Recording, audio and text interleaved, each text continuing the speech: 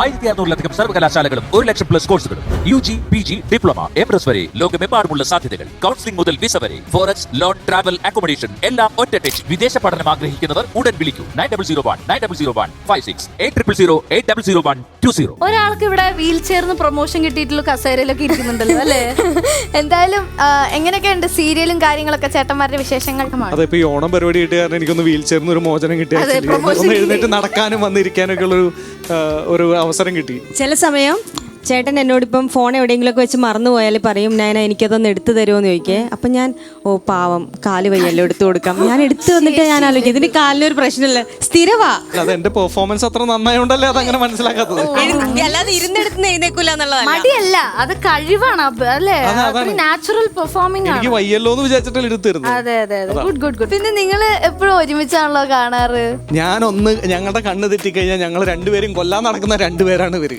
അപ്പൊ കൂടെ കൊണ്ട് നടന്നു കഴിഞ്ഞാൽ പിന്നെ ശ്രദ്ധിക്കാൻ പറ്റുമല്ലോ. കുഴപ്പമില്ല, അവരുടെ നീക്കങ്ങളൊക്കെ മനസ്സിലാക്കാൻ വേണ്ടിട്ട് അതിനുവേണ്ടി കൂടെ കൊണ്ടു നടക്കുന്നതാണ്. സംസാരിക്കുമ്പോൾ വില്ലന്മാരാണല്ലോ സൈലന്റ്. ഞങ്ങൾ എങ്ങനെ ഇയാളെ കൊല്ലാം എന്ന് നോക്കുന്ന ഒരു ക്യാരക്ടറാണ്.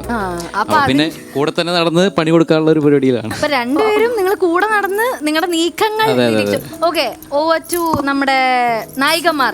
ഷൂട്ട് എന്താ പറയാ, ഞങ്ങള് ഉള്ള സമയം ഞങ്ങൾ എല്ലാവരും ജോളിയായിട്ട് തന്നെ ഉള്ളേ. പക്ഷെ എല്ലാവർക്കും എല്ലാ സമയത്തും ഷൂട്ടുണ്ട്. പകുതി വില്ലന്മാർ എന്താ പറയുക, നോർമൽ ആയിട്ടുള്ളവരെക്കാളും കൂടുതൽ അബ്നോർമൽ ആയിട്ടുള്ളവരാ.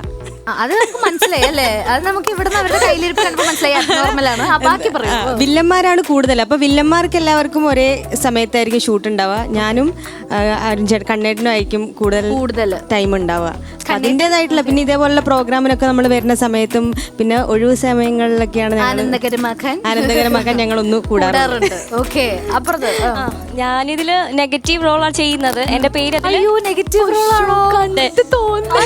അപ്പൊ എങ്ങനെ എവിടുന്ന് വരുന്നു ആ നെഗറ്റീവ്? എന്റെ നെയിം എന്ന് വെച്ചാൽ കരുണ എന്നാണ്. ഒട്ടും കരുണയില്ല. ഇവര് രണ്ടിനെ കൊല്ലാൻ മെയിൻ കാരണം ഞാനാ. നിങ്ങൾ പരസ്പരം കൊല്ലാൻ വേണ്ടി അതെ, മെയിൻ കാരണം ഞാനാ. ഇതെന്റെ ചേച്ചിയാ, പക്ഷെ എനിക്ക് കൊല്ലണം. കാരണം എന്റെ ഭർത്താവിന്റെ ചേട്ടനാണ് സ്വത്തുക്കളല്ല. മനസ്സിലായില്ലേ? അടുത്ത ആളിലേക്ക് പോവാം. ഓക്കെ, അവിടെ ഞാൻ ഇപ്പൊ നെഗറ്റീവ് പോസിറ്റീവിലോട്ട് മാറിയിട്ടുണ്ട്. ഒരു സ്വഭാവ മാറ്റമൊക്കെ വന്നു തുടങ്ങി. നന്നാവാൻ തീരുമാനിച്ചു. ഇവരുടെ പണി കിട്ടിയിട്ടാണോ? പണി കിട്ടിയ മേഘന്റെ കയ്യിലിരിപ്പ് കാരണം ഞാൻ കുറച്ച് നന്നായിട്ടുണ്ട്. മൊത്തത്തിൽ നന്നാവാൻ തുടങ്ങി അല്ലേ?